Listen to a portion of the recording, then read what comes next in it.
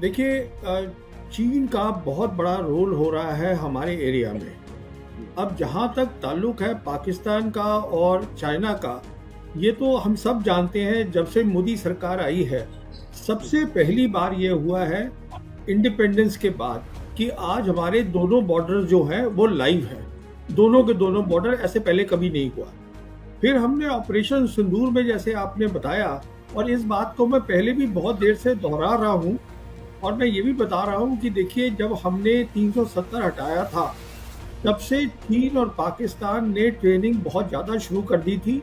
मैं तब से बोल रहा हूँ कि आप पाकिस्तान से लड़ाई नहीं कर रहे हैं, आप वन फ्रंट रीइंफोर्स्ड वॉर लड़ेंगे। इसका मतलब चीन उसकी पूरी मदद करेगा बिना हाथ दिखाए हुए। वही हमने ऑपरेशन सिंदूर में देखा। 4 दिन में स्पेस की कैपेबिलिटीज और भी बहुत कैपेबिलिटीज है जिसमें उन्होंने पूरा उनका साथ दिया। अब ये कहना कि 80% जो है वो हथियार आता है उनके पास, ये बेबुनियाद बात है। बेबुनियाद इसलिए है, हमारे पास भी तो हथियार आता है, रशिया से आता है, इजराइल से आता है, फ्रांस से आता है, अमेरिका से आता है। इसका मतलब नहीं होता। देखिए, सबसे इम्पोर्टेंट बात जो मैं बताना चाहूंगा आपके दर्शकों को ऑपरेशन सिंदूर की, वो ये है, हिंदुस्तान और पाकिस्तान के बीच में जो हवाई युद्ध होगा वो सबसे इम्पोर्टेंट है। और उस हवाई युद्ध में हमने देखा 2 बातें हुई। पहली बात, उनके जो पायलट्स थे उन्होंने अच्छी क्षमता दिखाई। देखिए, आप सामान खरीद सकते हैं और 6 महीने में ला के उसको लगा सकते हैं, और पायलट की क्षमता बनाने में सालों साल लगते हैं। इसका मतलब वो तैयारी तभी से कर रहे थे जब आपने 370 हटाई। यही मैं कह रहा था, ये पहली बात है। दूसरी बात ये है कि अब जो हमारा सैन्य वो हवाई युद्ध हुआ, उसके बारे में अब सरकार बात ही नहीं करना चाहती है, जबकि सबको पता है दुनिया में क्या हुआ, कितनी हमारा नुकसान हुआ, कितने एयरक्राफ्ट गिरे, सब चुपचाप बैठ गए हैं।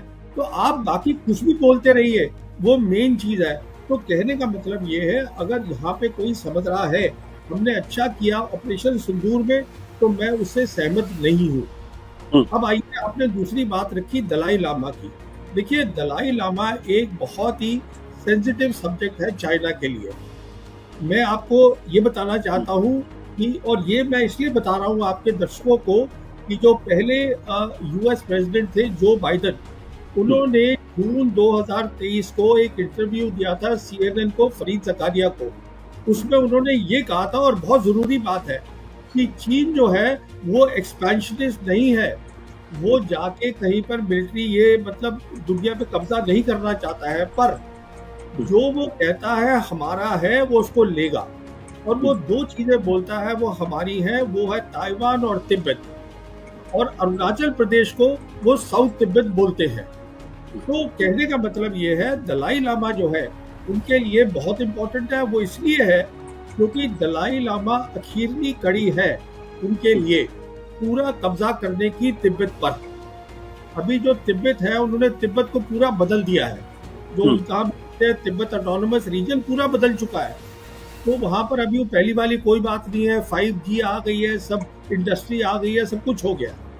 अभी जो लास्ट कड़ी है वो दलाई लामा है। अब दलाई लामा जब ये बोलता है कि मैं तय करूंगा कि मेरा रीइंकार्नेशन कैसे होगा, मैं का मतलब मेरा जो ट्रस्ट है वो तय करेगा। जी जी। तो कहने का मतलब ये है कि ये चीन को एक्सेप्टेबल नहीं है, क्योंकि चीन के हिसाब से अरुणाचल प्रदेश जो है वो साउथ तिब्बत है, वो कंसोलिडेट करेगा पहले अपनी पोजीशन तिब्बत में, कि ये दलाई लामा जब चले जाते हैं दुनिया से, उसके बाद वो तय करेंगे। तो कहने का मतलब ये है, हमारी चीन हमसे सिर्फ एक ही मुद्दे पे लड़ाई करेगा, और वो है दलाई लामा का मुद्दा, और किसी पे नहीं करेगा। बाकी के लिए वो पाकिस्तान काफी है। चीन हमें अपने बराबरी का समझता ही नहीं है, पर इस मुद्दे पे वो लड़ाई करेगा। अब आपने बोला लड़ाई की बात, देखिए वो एक लड़ाई होगी जो दुनिया ने देखी भी नहीं है आज तक। मैं अपने दर्शकों को मिसाल देता हूँ छोटी सी। देखिए, क्या हुआ था कि जब एक युद्ध हुआ था 1991 का, जो इराक वॉर हुई थी, जिसको हम ऑपरेशन डेजर्ट स्टॉर्म बोलते हैं, उसमें अमेरिकन फोर्सेस ने 44 डेज की एयर कैंपेन करी। उसके बाद ग्राउंड में कुछ था ही नहीं, और 100 घंटे में सब कुछ निपटा दिया। कहने का मतलब कि यहाँ पर 44 डेज नहीं होगा। इसको मैं समझा चुका हूँ, किताब भी लिख चुका हूँ ये लड़ाई होगी अगर चीन लड़ेगा। तो वो जो चीजें कह रहा है मैं वापस लूंगा। आज वो क्लेम कर रहा है अरुणाचल प्रदेश, आज जिसको वो साउथ तिब्बत बोलता है, आज वो क्लेम कर रहा है पूरा लद्दाख। उसके पास काबिलियत है और मैं समझता हूं कि वो 10 दिन में एक डिसाइसिव जो है लड़ाई लड़ सकता है। तो हमारा खतरा बहुत ज्यादा बढ़ा हुआ, बहुत बढ़ गया है। अब आपने तीसरी बात करी, क्या हम तैयार हैं? तो मैं आपको बताना चाहता हूँ, ये मुझे बहुत कोई खुशी नहीं होती बताते हुए हम तैयार नहीं हैं। हम इसलिए तैयार नहीं हैं, पहली बात तो हमें देखिए, अब मैं आपके दर्शकों को बताता हूँ, हमारे वो जो डिप्टी चीफ हैं इंडियन आर्मी के, लेफ्टिनेंट जनरल राहुल सिंह, उन्होंने बोला कि वो 1 बॉर्डर और 2, एक बॉर्डर 2 एनिमीज एडवर्सरीज, वो बोला सब। अरे भाई, ये तो आपको पहले से पता होना चाहिए था। आपका दुश्मन कौन है, उसकी ताकत कितनी है, अब आप आज हैरान क्यों हो रहे हैं? ये तो आपका काम था ना पता होने का कि कौन किससे मैं लड़ाई लड़ रहा हूँ। ये अब आप बता रहे हैं कि वो इसलिए था, ये बहानेबाजी का काम है। कहने का मतलब ये है कि आपको ये पता होना चाहिए, अगर आप प्रोफेशनल फौज है, मेरा दुश्मन कौन है, उसकी काबिलियत क्या है, मेरी काबिलियत क्या है, क्या मैं उसके साथ लड़ाई कर सकता हूँ। तो कहने का मतलब ये है, जो ऑपरेशन सिंदूर था, अगर आप देखिए ध्यान से, तो वो तो लड़ाई थी ही नहीं। क्योंकि अगर आप अपनी सेना को ये बोल रहे हैं, एयरफोर्स को, कि साहब आप नॉन मिलिट्री टारगेट पे हिट करेंगे, नॉन मिलिट्री टारगेट, जो आपकी मिलिट्री की सबसे बड़ी ताकत है एयरफोर्स, उसको आप बोल रहे हैं नॉन मिलिट्री टारगेट लगाइए। उधर से हमारे एक है वो नेवी के एडवाइजर इंडोनेशिया में, वो जो कैप्टन है एक शिव कुमार, उनका फिर बयान आया कि साहब वो जो एयरफोर्स है उनको बताया गया था, हमारा इसलिए नुकसान हुआ कि आप एयर डिफेंस पे भी नहीं मारेंगे, आप मिलिट्री इंस्टॉलेशन पे नहीं मारेंगे, सिर्फ नॉन मिलिट्री पे करेंगे। किसी भी एयरफोर्स के अफसर को पता है, जब आप हवाई की लड़ाई करते हैं, सबसे पहले एयर डिफेंस सिस्टम जो होता है दुश्मन का, उसको अटैक करते हैं, क्योंकि उससे सबसे बड़ा खतरा होता है। अगर ये आप हिदायत दे रहे हैं तो आप लड़ाई कर ही कहाँ रहे हैं? तो ना तो आपके पास लड़ाई आप करना चाहते हैं, आप अच्छा, उसके बाद आप फौरन बोल रहे हैं कि हम एस्केलेशन नहीं चाहते। अरे बाबा, अगर आप दूसरे मुल्क में घुस के उनके अंदर मिसाइल फेंकेंगे तो वो क्या रिटेलिएट नहीं करेंगे? सोचने की बात है। तो आप कुछ करना भी चाहते हैं, नॉन मिलिट्री पे करेंगे, एस्केलेशन नहीं करेंगे। आपको पता नहीं है आपका दुश्मन कौन है, चीन है, पाकिस्तान है, क्या है, उसकी काबिलियत क्या है, आपकी काबिलियत क्या है, तो आप मुझे बता दीजिए कैसे करेंगे आप। आपने एक और सवाल उठाया, जो फॉक्सकॉन की बात करी, और आपने ये रेयर अर्थ की बात करी। देखिए, बात ये है कि चीन जो है आज दुनिया का सबसे बड़ा मैन्युफैक्चरिंग नेशन है, ये अब दुनिया सब मानती है, प्रेसिडेंट ट्रम्प भी मान रहे हैं, और सारी सप्लाई चेन जो है वहाँ पे शुरू होती है। अब हमने तय कर लिया है, अब चीन के समझ में आना शुरू हो गया है कि हम नॉर्मल रिलेशन नहीं करना चाहते चीन के साथ। मैं तो यहाँ तक कहूँगा, एक कारण कि Xi Jinping, president Xi Jinping अभी ब्रिक्स में नहीं गए ब्राजील की, वो ये भी हो सकता है कि मोदी को मिलने की जरूरत नहीं है। ये भी मेरे हिसाब से एक कारण है। बट प्रवीण जी, भारत सरकार तो लगातार ये कह रही, देखिए ऑपरेशन सिंदूर के दौरान हमारा जो निर्भरता थी उसने काम किया, देखिए ब्रह्मोस ने काम किया। अब ये प्रश्न इस बात को लेकर ये है कि भारत सरकार अगर आत्मनिर्भरता की बात करती है, तो क्या हमारी डिफेंस में आत्मनिर्भरता उस स्थिति तक पहुंचती है जहां चीन का मुकाबला कर सके? आप चीन को तो बिल्कुल ही छोड़ दीजिए, चीन एक अलग क्लास पे है। आपने बात करी ब्रह्मोस की, प्लीज आप ये बात समझिएगा, ब्रह्मोस आपका सिस्टम नहीं है। ब्रह्मोस एक जॉइंट सिस्टम है, और उसकी जो इम्पोर्टेंट कंपोनेंट्स हैं आज भी रशिया से आते हैं। S-400 जो है वो रशियन सिस्टम है।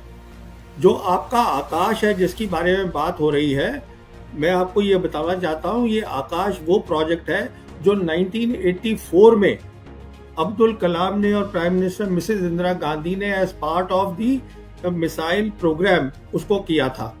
तो ये इसका जो फ्रेमवर्क और जो सोच है, मैं सिर्फ ये बताना चाहता हूँ, वो 50 साल से पुरानी है।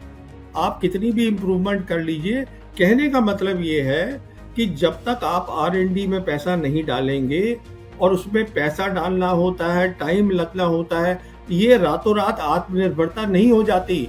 अभी जैसे आप खुद ही बोल रहे थे, एयर चीफ कह रहे हैं कि मेरी जो 42 स्क्वाड्रन की वो है सैंक्शन है, हालत बहुत खराब है, बहुत नीचे हो गया है, 2 फ्रंट मुझे संभालने हैं। वो कह रहे, अब बात चल रही है कि अब हमको इंटरम में, बीच के पीरियड में, अभी आमका कहीं नहीं आ रहा है, वो जो 5th जनरेशन है हमारा, उसके इंटरम में हम F-35 लें अमेरिका से कि रशिया से हम Su-57 लें, इसकी बातचीत भी चल रही है। क्योंकि सवाल ये है, आत्मनिर्भरता एक नारा है, आप ये समझिएगा। मैं आपके किसी भी एक्सपर्ट से इसको डिस्कस करने के लिए तैयार हूँ। वो एक नारा है, जिस दिन मुझे दिख जाएगा इस पे रिसर्च हो रही है, पैसा डाला जा रहा है, एक टेक्नोलॉजी प्लान है। देखिए, आप जब भी कोई काम करते हैं, आप एक प्लान बनाते हैं कि ऐसी क्या चीज़ है मेरे दोनों दुश्मनों के पास जो मेरी प्रायोरिटी होनी चाहिए। यहाँ पे अब जैसे ड्रोन देखा सबने, वो ड्रोन के पीछे सब भाग गए, वो आपकी प्रायोरिटी नहीं है। आपकी प्रायोरिटी है इलेक्ट्रॉनिक वॉरफेयर, आपकी प्रायोरिटी है साइबर, आपकी प्रायोरिटी है स्पेस। वो आप नहीं करेंगे क्योंकि वो दिखता नहीं है, वो वर्चुअल डोमेन्स है। आप देख रहे हैं कि साहब गन चाहिए, आप बताइए मुझे 30 टन की गन आप कौन से वहां पे लेके चले जाएंगे हाई एल्टीट्यूड में चीन के खिलाफ। मैं ये कहने का मतलब ये है, देखिए मुझे खुद अफसोस होता है, मैं चाहता हूँ हमारी सेना बहुत तगड़ी हो।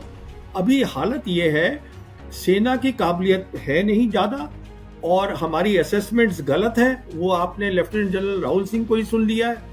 और जहाँ तक दुश्मन है, दुश्मन आज चीन वो है एक देश जो अमेरिका को टक्कर दे रहा है। आप समझिए आपने कहाँ कहाँ दुश्मनी बनाई है। और अगर आपको तरक्की करनी है, उसका एक ही रास्ता है, आपको शांति का रास्ता ढूंढना पड़ेगा और वो हो सकता है, आप करना नहीं चाहते। आप मुझे ये बताइए, पाकिस्तान आपका कैसे बन गया दुश्मन? अभी जब ये मोदी सरकार नहीं आई थी, पिछली सरकार तो उनसे बात कर रही थी, प्राइम मिनिस्टर वाजपेयी उनसे बात कर रहे थे। तो कहने का मतलब ये है, जब सरकार आती है तो दुश्मन बनते हैं नए।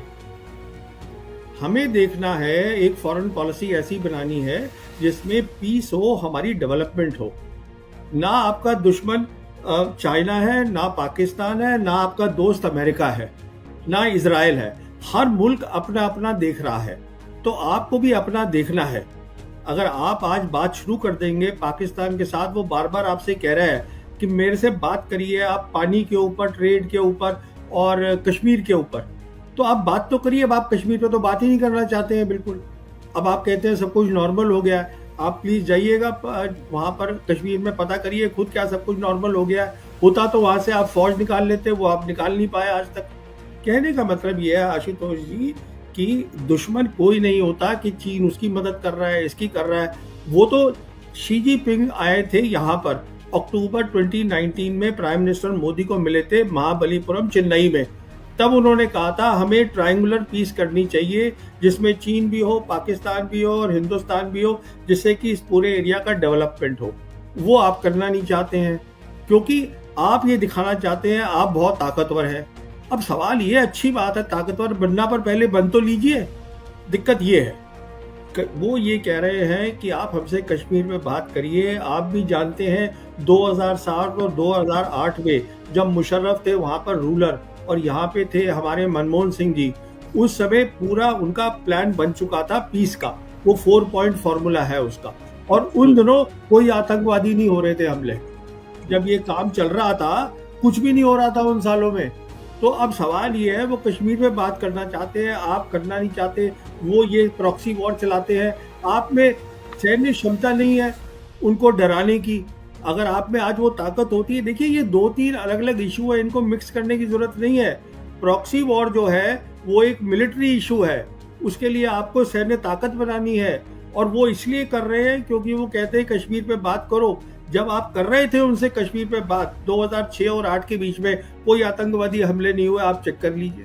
अब सवाल ये है, अगर आप ये कह रहे हैं कि अब कश्मीर का मुद्दा ही हल हो गया, हमें सिर्फ पीओके लेना है और हमें कुछ नहीं करना है, तो सवाल ये है फिर आप ताकत बनाइए अपनी मिलिट्री ताकत।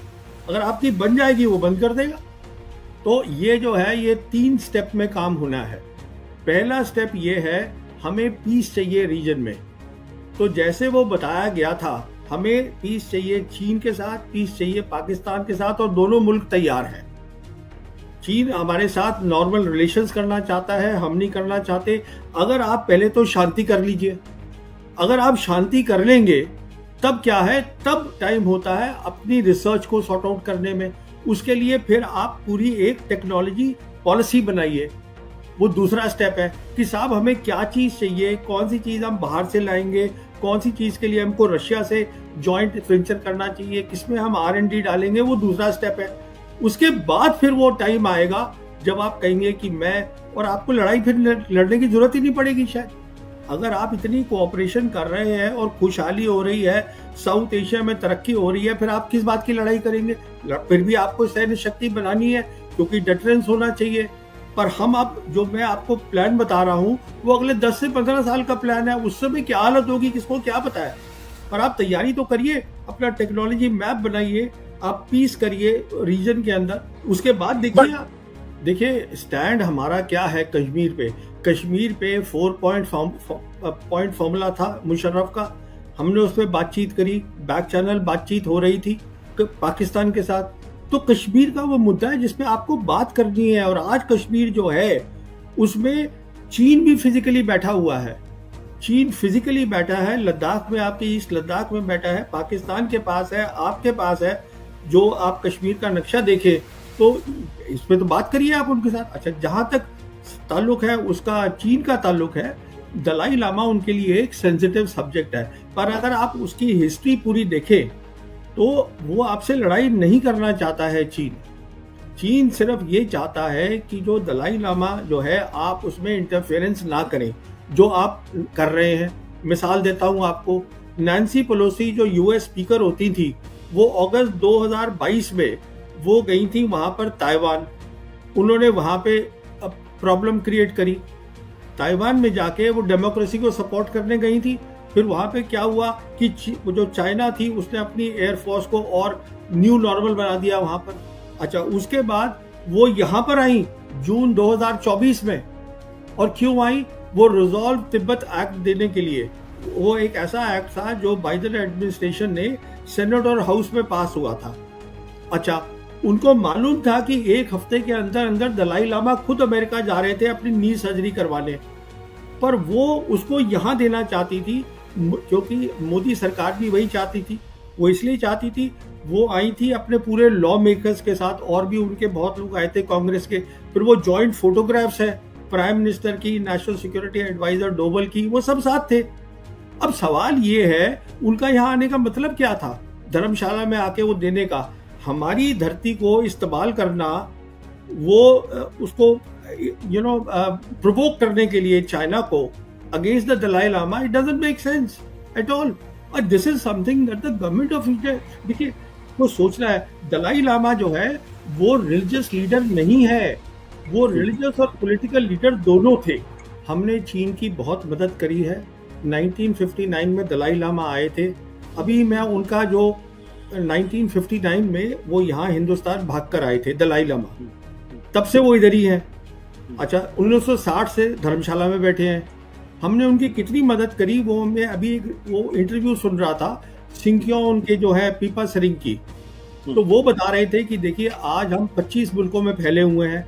उनके बहुत बड़े दफ्तर है अमेरिका के अंदर और लंदन के अंदर, तो उनका डायस्पोरा पूरा हर जगह है। तो हम उनकी इतनी मदद कर ही चुके हैं। तो अब अगर वो सवाल, मैं ये कहता हूँ कि अब उनको सोचना चाहिए, हाँ ठीक है अमेरिका ज़्यादा पावरफुल है तो आप अपना मेन दफ्तर वहाँ खोल लीजिए। मैं ये कह रहा हूँ, देखिए आप अगर ये कहेंगे कि वहाँ पर तिब्बत के अंदर चीज ये कर रहा है वो कर रहा है, ये आप तभी कह सकते हैं जब आप ग्लोबल पावर है, कि आपको हर चीज का ध्यान रखना है और आपको नजर रखनी है हर चीज के ऊपर। आप इस समय आप उस स्टेज पर हैं कि आप अपना नेशनल इंटरेस्ट देखिए। आपके 80 करोड़ लोग गरीब हैं, बहुत खाने को उनके पास नहीं है। आपकी जो सैन्य क्षमता है वो ठीक नहीं है, आपके खतरे बढ़ गए हैं। ये आपके मुद्दे होने चाहिए।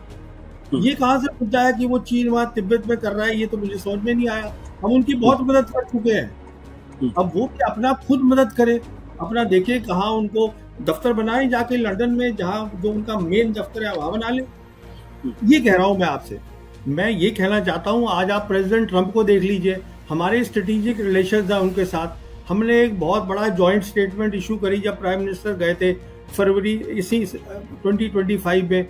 अभी वो रोज हमें धमकाते रहते हैं कि मैं 10% लगा दूंगा, तुम ब्रिक्स के मेंबर हो, अब मैं इतना लगा दूंगा। हम उनके साथ 500 बिलियन डॉलर का ट्रेड करना चाहते हैं 2030 तक। तो वो प्रैक्टिकल नहीं है क्या? वो तो दुनिया की ताकत है, हम कौन सी ताकत है उनके सामने? कहने का मतलब ये है कि देखिए, आपके दर्शकों को मैं ये बताना चाहूंगा, हम उस कगार पे इस समय खड़े हैं जहां हमारे पास अपॉर्चुनिटीज हैं तरक्की करने की। आप इधर उधर करके दूसरों के उसमें ना जाएं, आप अपना मसला देखें जिससे आपका जो देश हो वो पीसफुल रहे, वो तरक्की करे। आपके इंटरनल मसले इतने, आप उन्हीं को संभाल लीजिए, वही बहुत है।